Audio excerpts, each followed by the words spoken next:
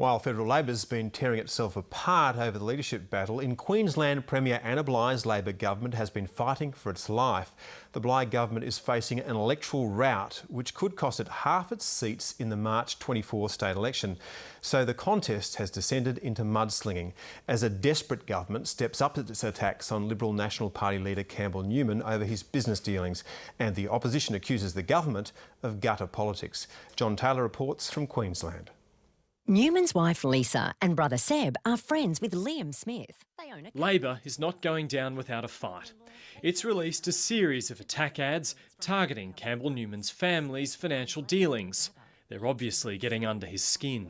So Campbell Newman has a wife Lisa, who has a brother Seb, who has a mate Liam, and Liam has a dog, and the dog ate the homework and also ate the hamster. I mean, come on. The Labor Party is facing its own longevity issues, but it's now frequently going back even further to reference the infamous days of former Premier Sir Joh Bjelke-Petersen. We've come a long way since the 1980s, when the old Nationals were running the show. We know what corruption was around then. Mr Newman needs to come clean. He can clear all this up by just telling people what he knows and what his interests are. He clearly hasn't done that. That's what he needs to come clean on. Anna Bligh's clinging to this sort of stuff. She's clinging to smear and innuendo like a drunk clinging to a light pole, you know? Mr Newman vehemently denies any claims of impropriety, but it looks like no stone will go unthrown in this campaign.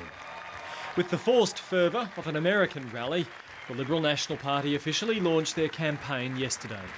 Campbell Newman is the man in the spotlight. With your support, with the support of all Queenslanders, we can make Queensland a can-do place once more. Join us! If the Liberal National Party and its leader Campbell Newman are to win, it must sweep into Greater Brisbane and take seats Labor's had a lock on for 2 decades. Seats like Brisbane's Mount Cootha are vital for victory at this election, but also for the future of the Labor Party if it loses.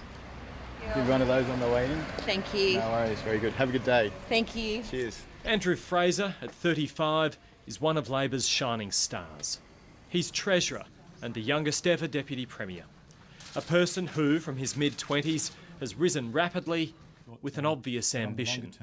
I want to be a future-focused Premier, a future-focused Treasurer. He actually wants to be the other as well, one day. I would like to be a future-focused Treasurer. But right now, he's worried about fridges on footpaths outside a school.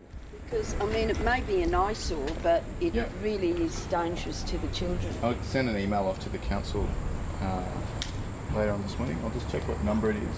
What number are you here? He holds Mount Cootha with a slim margin and has already lost a few kilograms contesting his political future. There's no doubt that it's all up for grabs. I think this is probably the most important election for the state since 1989. There is that much at stake. Whoever forms government after the 24th won't just be influencing the state for the next 3 years, but will largely have an impact over the decade and the decades to come. Saxon Rice from the Liberal National Party is the woman most likely to replace him. I spent a number of years working with Senate committee secretariats in Canberra. I spent a short amount of time working with federal members of parliament as a policy advisor. But importantly, my business background is having been Director of Global Business Development for Therese Rain's company. Yes, Kevin Rudd's wife, in one of those Brisbane is still a small place moments.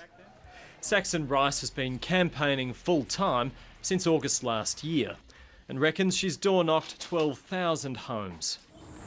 We absolutely need to win seats like Mount Cootha in order to form government, so it's very much a tough contest and one that I'm giving everything to. But Labor in Mount Cootha is also vulnerable on its left. At the last election, the Greens attracted nearly a quarter of the primary vote, and there's an outside chance that candidate Adam Stone could win on preferences. Even without doing very much, there's quite a good latent Greens vote here. But yeah, I mean, it's definitely still on us to get out there and talk to a lot of people to get that vote up to a threshold where we can take the seat. But we consider it to be winnable. Adam Stone too is a former political staffer for Greens leader Senator Bob Brown. I think it is a very progressive sort of electorate, and the challenge for us this time is that there is a strong mood around to try to oust the current government. And I think that tends to make voters more inclined to just swing from one old party to the other because they see them as the only ones capable of forming government. They want to ensure that the current mob aren't returned. Mount Cootha is a microcosm of a much bigger contest occurring across Queensland. But for everyone involved, it's a fight worth waging, street by street. I've never been under any illusion just how tough this seat will be to win. My opponent is a high-profile, ruthless Labor career politician. So I'm very much motivated by residents wanting change. Well, this is what comes first. This is the most important thing, and this is the part of the job that's actually the best part, being a local member and representing a community.